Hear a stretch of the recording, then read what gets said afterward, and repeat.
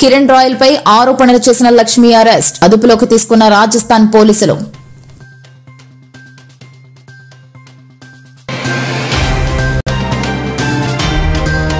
దాడికి గురైన చిలుకలూరు బాలాజీ ఆలయం ప్రధాన అర్చకుడిని పరామర్శించిన కేటీఆర్, దాడికి పాల్పడిన వారిని కఠినంగా శిక్షించాలని demand.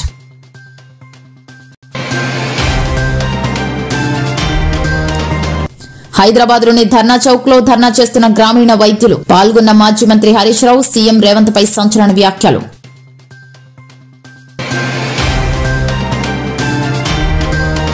Laila pre release event లో నటుడు పృథ్వీరాజ్ ఏపీ మాజీ సీఎం జగన్ పై సంచలన వ్యాఖ్యలు. పృథ్వీ వ్యాఖ్యలపై విశ్వక్ ఆవేదన.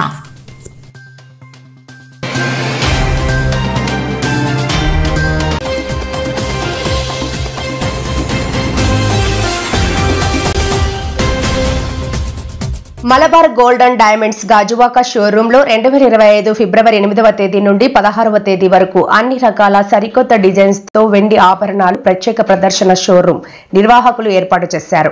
ఈ సందర్భంగా Malabar gold and diamonds Gajuwaka showroom head Mohammed Shaheen Ishaq మాట్లాడుతూ గాజువాక నగరంలో వారం రోజుల పాటు వెండి ఆభరణాల ప్రదర్శన ఏర్పాటు చేస్తున్నట్లు ఆయన వెల్లడించారు. ఈ అవకాశాన్ని మలబార్ ఖాతాదారులు గాజువాక ప్రజలు సద్వినియోగం చేసుకోవాలని ఇషాక్ కోరారు. అదేవిధంగా Malabar gold and diamond Gajuwaka showroom manager Anusa మాట్లాడుతూ గాజువాక మలబార్ గోల్డ్ షోరూమ్ లో సిల్వర్ ఫెస్ట్ ఏర్పాటు చేశామని, తమ ఖాతాదారులు గాజువాక ప్రజలు షోరూమ్ కి విచ్చేసి ఇక్కడ ప్రదర్శించిన ఆభరణాలను తిలకించి నూతన వెరైటీస్ తో తయారైన వెండి ఆభరణాలు ప్రదర్శనలో ఉన్నాయని, ఇవి యువతకు మహిళలకు ఎంతో ఆకర్షణీయంగా ఉంటాయని ఆమె తెలిపారు. ఈ కార్యక్రమంలో Malabar gold and diamonds Gajuwaka సిబ్బంది, ఖాతాదారులు పాల్గొన్నారు.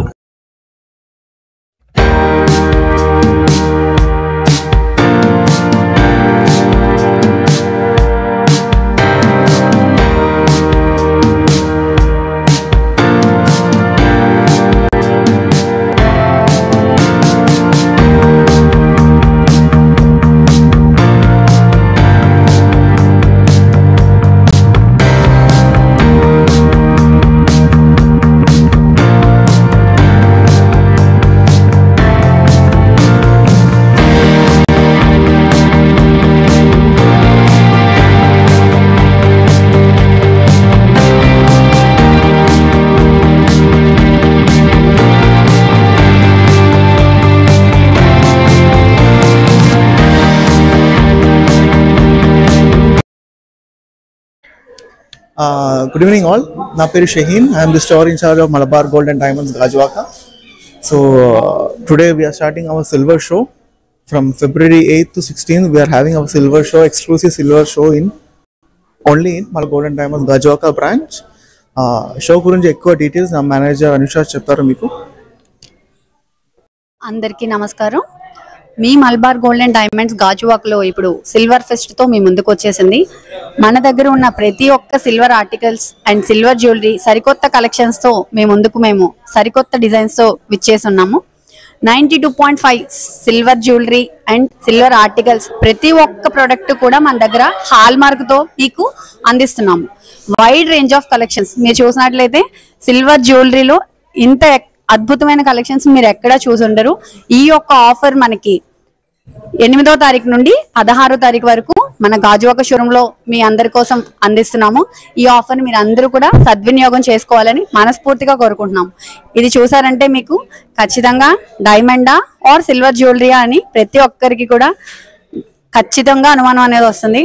సో ఇది 92.5 సిల్వర్, అలాగే మీకు ఎక్కడా లేని హాల్ మార్క్ తో అనేది మనం ఇవ్వడం జరుగుతుంది. సో దయచేసి మీరందరూ మన షోరూమ్ కి తప్పకుండా విచ్చేసి ఈ యొక్క డిజైన్స్ అన్నిటినీ చూసి ఈ ఆఫర్ ని సఫలీకృతం చేయాల్సిందిగా కోరుతున్నాం. థ్యాంక్ యూ, ధన్యవాదాలు. ఎక్కడ అద్భుతమైన కలెక్షన్స్ ని ఈ యొక్క సిల్వర్ ఫెస్ట్ లో మీకు అందించడం కోసం మన Malabar gold and diamonds Gajuwaka సరికొత్త డిజైన్స్ ని మీ ముందుకు తీసుకొచ్చింది. ఇందులో మీరు చూసినట్లయితే కంప్లీట్ బ్రైడల్ సెట్ 92.5 ప్యూరిటీతో మీకు అందరికీ కూడా అందుబాటులో ఉంది. దయచేసి ఈ యొక్క ఆఫర్ ని మీరు అందరూ సద్వినియోగం చేసుకోవాల్సిందిగా కోరుతున్నాం. Thank you.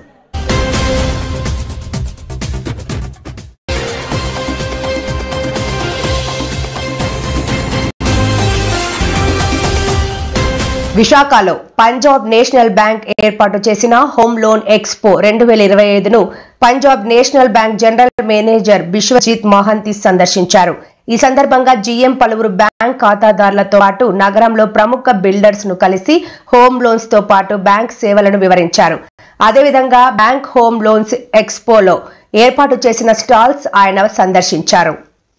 అనంతరం ఆయన ఖాతాదారులను ఉద్దేశించి మాట్లాడుతూ పంజాబ్ నేషనల్ బ్యాంక్ నిర్వహిస్తున్న హోమ్ లోన్ ఎక్స్పో 2025 ను నగర ప్రజలు తమ బ్యాంకు ఖాతాదారులు ఈ అవకాశాన్ని సద్వినియోగం చేసుకోవాలని ఆయన కోరారు. ఈ సందర్భంగా Punjab National bank home loans expo 2025 కార్యక్రమంలో అర్హులైన వారికి home loan in principle sanction letters అందజేశారు. ఖాతాదారులు సౌకర్యం కోసం దేశంలో మరికొన్ని బ్యాంకు నూతన శాఖను ప్రారంభిస్తున్నట్లు వెల్లడించారు. ఈ సందర్భంగా Punjab National Bank general manager బిశ్వజిత్ మహింతిని, Visakha circle head bank DGM నీలిమతో పాటు పలువురు బ్యాంకు ఉన్నతాధికారులను మహింతిని సాల్వా మెమెంటోతో సత్కరించారు. ఈ కార్యక్రమంలో బ్యాంకు ఏజీఎంలు మనోజ్ కుమార్ సేద్, ప్రదీప్ కుమార్, చీఫ్ మేనేజర్ బాపూజీ, విశాఖపట్నం క్రెడాయ్ సభ్యులు మరియు అధిక సంఖ్యలో బ్యాంకు ఖాతాదారులు పాల్గొన్నారు.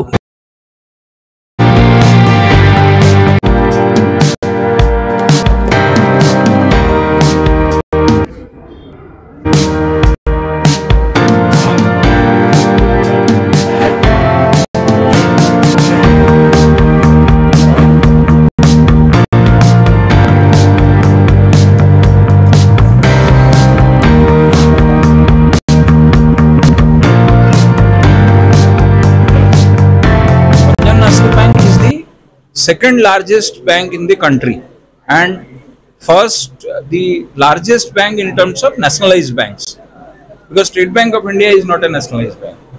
So and we have a presence all across the country.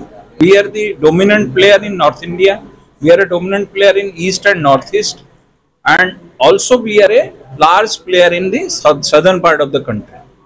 And this home loan expo is one of its kind, launched by Punjab National Bank in this busy season of last quarter of financial year 25 to attract the home buyers to Punjab National Bank to avail home loan, to avail other retail loans like vehicle loans, education loan, and the biggest emphasis will also be on giving loans to people who are buying rooftop solar under PM Surya Ghar Yojana. And I'm happy to share with you, our circle, Vizag circle, has already surpassed the target which has been assigned to us. And in home loans also, we are becoming a leading player in this circle. And we have been meeting few builders in the yesterday and today. They are very, very enthusiastic to get associated with Punjab National Bank for this home loan activity. Thank you.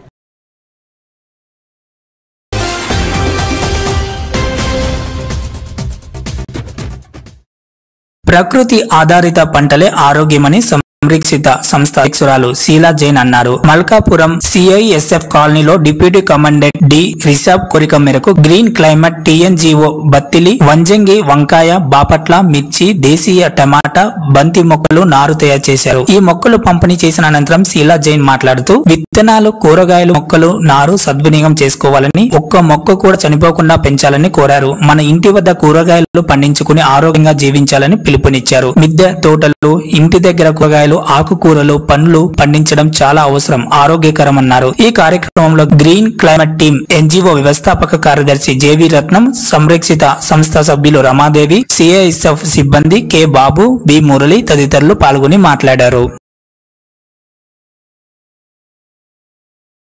Greeneries plant वगैरह वाइजैक लेकर आए हैं। ये गेंदे के हैं और बैगन है, टमाटर है, ग्रीन मिर्च है और भी अदर प्लांट्स भी लेकर आए हैं हमारे लिए। और हम सबको प्लांट्स लगाना बता रहे हैं ग्रीनरीज करने के लिए। सारे से ऐसे फैमिली मेंबर्स को हम प्लांट्स डिस्ट्रीब्यूट करवाए हैं।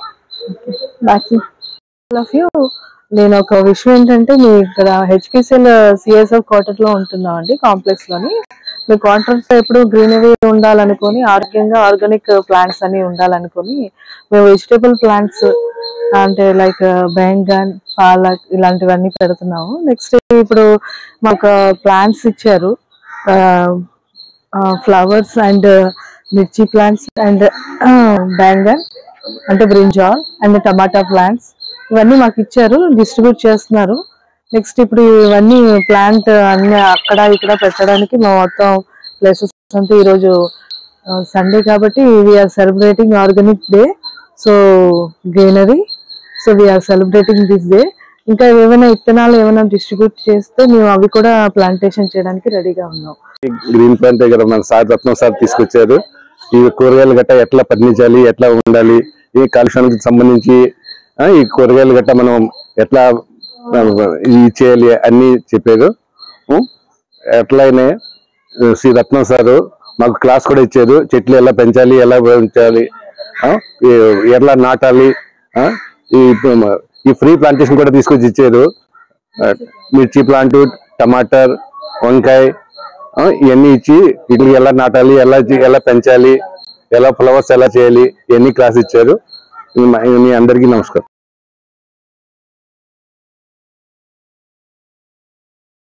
దేశవ్యాప్తంగా ఐత్య ఆదోనిలో నిరసనలు. అందులో భాగంగా విశాఖ జిల్లా కలెక్టర్ కార్యాలయం వద్ద నిరసన. అర్హులైన వర్గాలకు వెంటనే రేషన్ కార్డులు మంజూరు చేయాలని విశాఖలో ఐద్వా ప్రతినిధులు నిరసన వ్యక్తం చేశారు.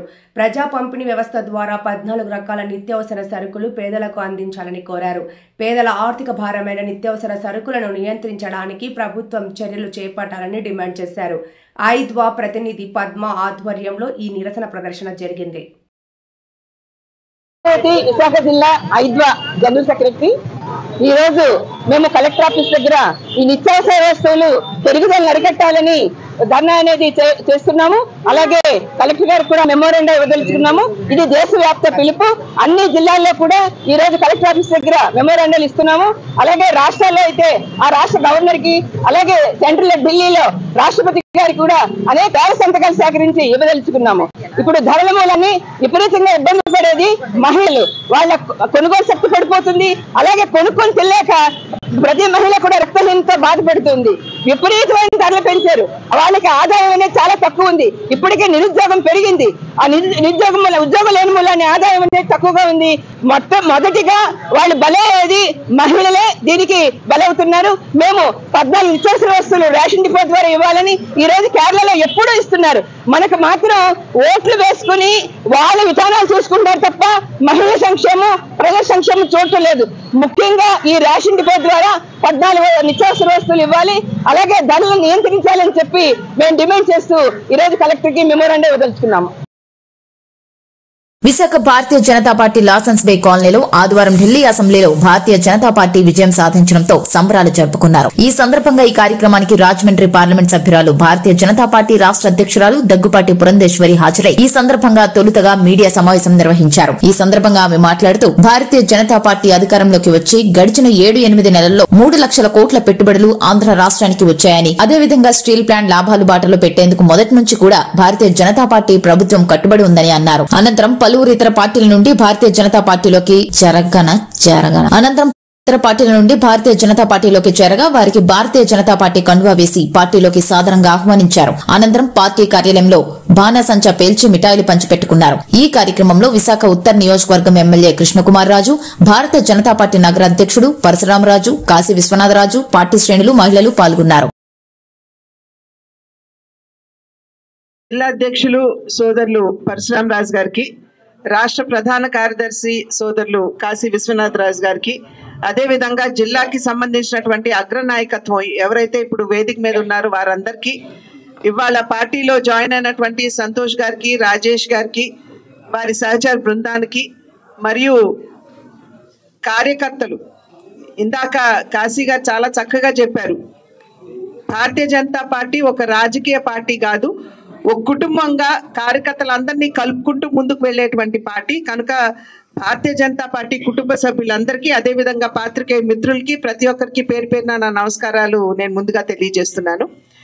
అద్భుతమైనటువంటి మెజారిటీ తోటి భారతీయ జనతా పార్టీ ఢిల్లీలో సైతం అధికారంలోకి రావడం జరిగింది.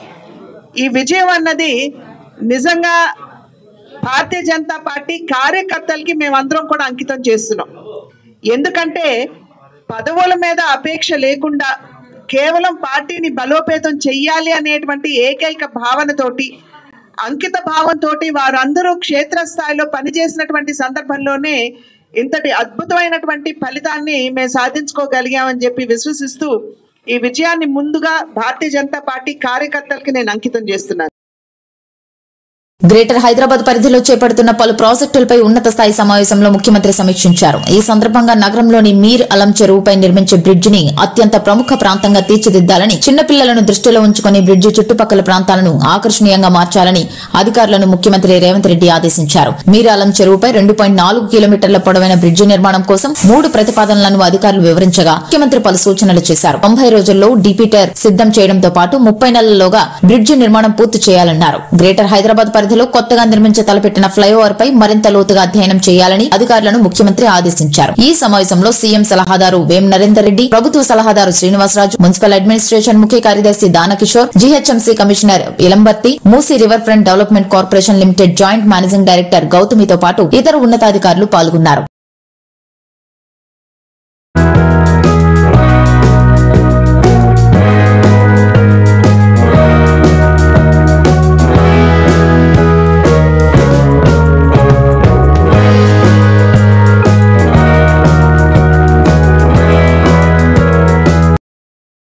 సచివాలయంలో బీసీ సంఘాలు, బీసీ మేధావులతో సమావేశమైన మంత్రి పొన్నం ప్రభాకర్, ప్రభుత్వ సలహాదారు కె కేశవరావు హాజరైన BC commission chairman Niranjan, BC commission సభ్యులు ఎంపీ సురేష్ షెట్కర్, ఎమ్మెల్యే వీర్లపల్లి శంకర్, మాజీ MP Anjan Kumar Yadav, BC corporation chairman Nuthi Srikanth Goud, MBC corporation Gnaneshwar, ఖనిజాభివృద్ది సంస్థ కార్పొరేషన్ చైర్మన్ ఈరవత్రి అనిల్, సమావేశంలో పాల్గొన్న బీసీ సంఘాల నేతలు ఆర్ కృష్ణయ్య, జాజుల శ్రీనివాస్ గౌడ్, మాజీ BC commission chairman Vakulabharanam Krishnamurthy, మాజీ ఐఏఎస్ చిరంజీవులు, పలువురు బీసీ సంఘం నేతలు, ప్రొఫెసర్లు కులగణన నివేదికపై బీసీ సంఘాలు, బీసీ మేధావులతో చర్చించారు.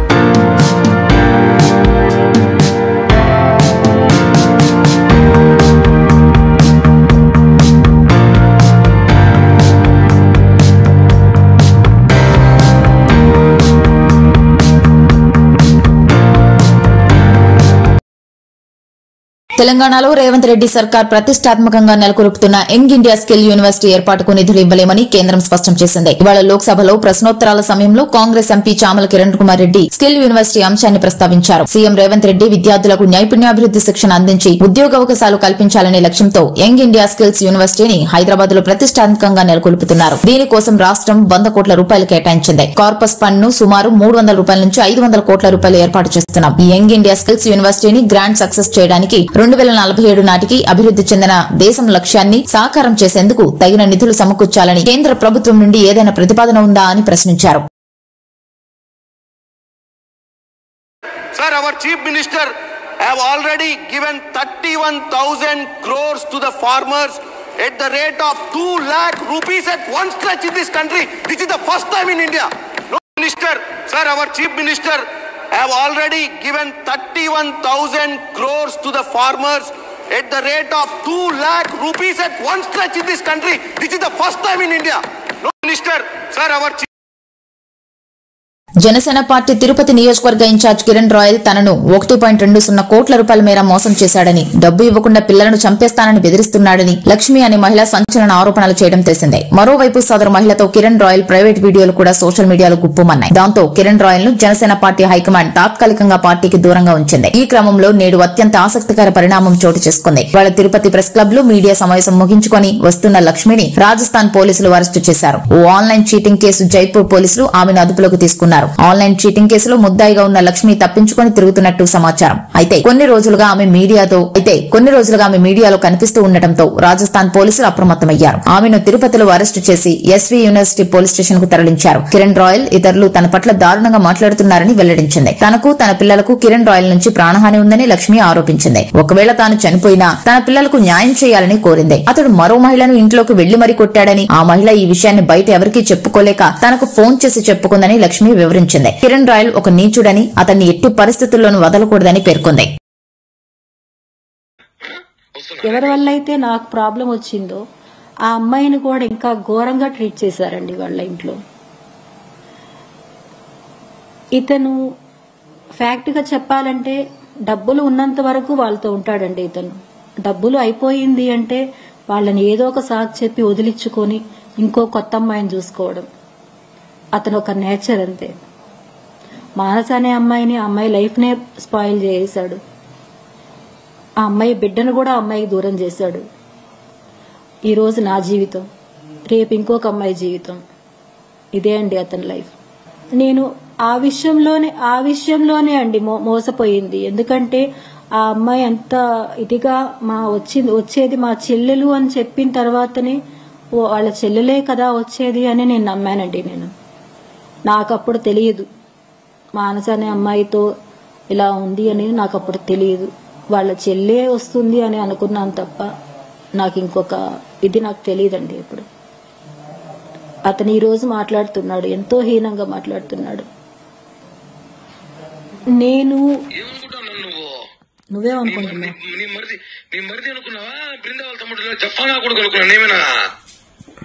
నీ కొడుకులు పెద్దోళ్ళైతే మడిచి నీ గుత్తలో రైట్స్ ఉన్నాయి.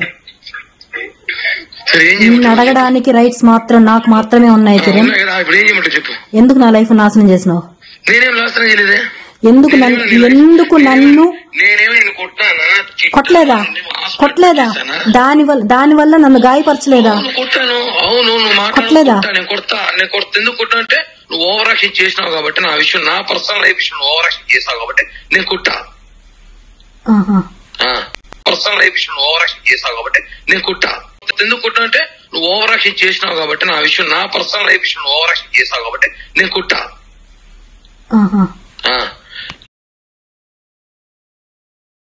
చిలుకూరు బాలాజీ ఆలయం ప్రధాన అర్చకులు రంగరాజన్పై కొందరు దాడికి పాల్పడిన సంగతి తెలిసిందే. ఈ నేపథ్యంలో రంగరాజన్ ను బీఆర్ఎస్ వర్కింగ్ ప్రెసిడెంట్ కేటీఆర్ పరామర్శించారు. బీఆర్ఎస్ నేతలు సబితా ఇంద్రారెడ్డి, శ్రీనివాస్ గౌడ్, కౌశిక్ రెడ్డి, ప్రవీణ్ కుమార్, బాల్కా సుమన్ తదితరులతో కలిసి రంగరాజన్ నివాసానికి కేటీఆర్ వెళ్లారు. ఈ సందర్భంగా కేటీఆర్ మాట్లాడుతూ రంగరాజన్ పై దాడి చేయడం దుర్మార్గమైన చర్య అని ఆగ్రహం వ్యక్తం చేశారు. వారు ఏ ముసుగులో ఉన్నా, ఏ అజెండాతో ఈ దారుణానికి ఒడిగట్టినా వారిని ఉక్కుపాదంతో అణిచివేయాల్సిన బాధ్యత రాష్ట్ర ప్రభుత్వంపై ఉందని చెప్పారు. భగవంతుడి సేవలో ఉండే రంగరాజన్ ఇలాంటి పరిస్థితి ఎదురైతే రాష్ట్రంలో సామాన్యుల పరిస్థితి ఏమిటని ప్రశ్నించారు. స్వామివారి సేవలో ఉండే కుటుంబాన్ని అవమానించడం అంటే దేవుడిని అవమానించినట్టేనని చెప్పారు. దాడికి పాల్పడిన వారిని కఠినంగా శిక్షించాలని డిమాండ్ చేశారు. రంగరాజన్ కుటుంబ సభ్యులకు పూర్తిస్థాయి భద్రత కల్పించాలని అన్నారు.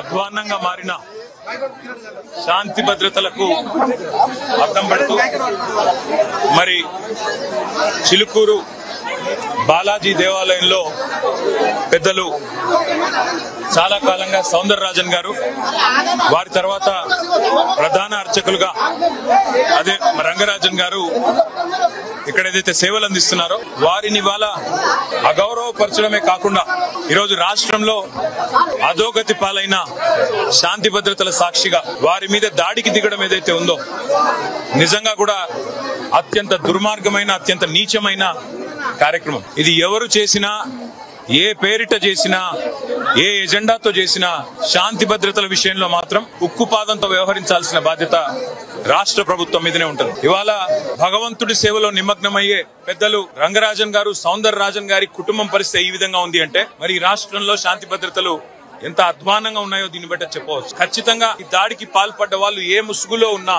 ఏ జెండా పట్టుకున్నా వారిని కఠినాతి కఠినంగా చట్టపరంగా శిక్షించాలని చెప్పి రాష్ట్ర ప్రభుత్వాన్ని డిమాండ్ చేస్తూ భవిష్యత్తులో కూడా ఇలాంటి సంఘటనలు పునరావృతం కాకుండా కఠినంగా చర్యలు తీసుకోవాలి. కఠినంగా సమీక్షించి పూర్తి స్థాయి భద్రత కూడా అవసరమైతే వారికి ఏర్పాటు చేయాలి. ఎందుకంటే చిలుకూరు బాలాజీ ఆలయం ఇవాళ లక్షలాది మంది అభిమానులు వారికి ప్రపంచవ్యాప్తంగా ఉన్నారు. అట్లాంటి చిలుకూరు బాలాజీ ఆలయానికి మరి గొప్పగా సేవలు అందిస్తున్న ఆ కుటుంబాన్ని సౌందరరాజన్ గారు గాని, రంగరాజన్ గారు గారిని వారిని అవమానించడం అంటే నిజంగా కూడా ఆ స్వామివారి భక్తులను అవమానించడమే. ఒక దైవ భక్తుడిని అవమానించడం అంటే దేవుణ్ణి కూడా అవమానించినట్టే. కాబట్టి తక్షణమే ఈ విషయంలో కఠినాతి కఠినంగా భవిష్యత్తులో మళ్ళీ ఇట్లాంటి పునరావృతం కాకుండా చర్యలు తీసుకోవాలని ప్రభుత్వాన్ని డిమాండ్ చేస్తా ఉన్నాం. సరస్వతి పవర్ కంపెనీలో తన పేరు మీద భార్య భారతి క్లాసిక్ రియాలిటీ పేరు మీద ఉన్న షేర్లను తన తల్లి విజయమ్మ సోదరి షర్మిల అక్రమంగా బదిలీ చేసుకున్నారని వైసీపీ అధినేత జగన్ ఎన్సీఎల్టీలో పిటిషన్ దాఖలు చేసిన సంగతి తెలిసిందే. హైదరాబాద్ లోని ఎన్సీఎల్టీలో గత ఏడాది ఈ పిటిషన్ జగన్ వేశారు. ఈ పిటిషన్ ను ఈ రోజు ఎన్సీఎల్టీ విచారించింది. అయితే కౌంటర్ దాఖలు చేయడానికి తమకు సమయం కావాలని విజయమ్మ షర్మిల తరపు న్యాయవాది ట్రిబ్యునల్ ను కోరారు. దీంతో తదుపరి విచారణను మార్చి 6కి ట్రిబ్యునల్ వాయిదా వేసింది. పిటిషన్ వివరాల్లోకి వెళితే సరస్వతి పవర్ ఇండస్ట్రీస్ లో తనకు 51.01 వాటా ఉందని జగన్ పిటిషన్ లో పేర్కొన్నారు. భవిష్యత్తులో షర్మిలకు షేర్లను బదిలీ చేసేలా 2019 ఆగస్టు 31న ఒప్పందం చేసుకున్నట్లు తెలిపారు. శతాబ్దపు జోకు కాదు, ఈ శతాబ్దానికి ఉండకూడనటువంటి చెల్లెలు నువ్వు జగనన్న.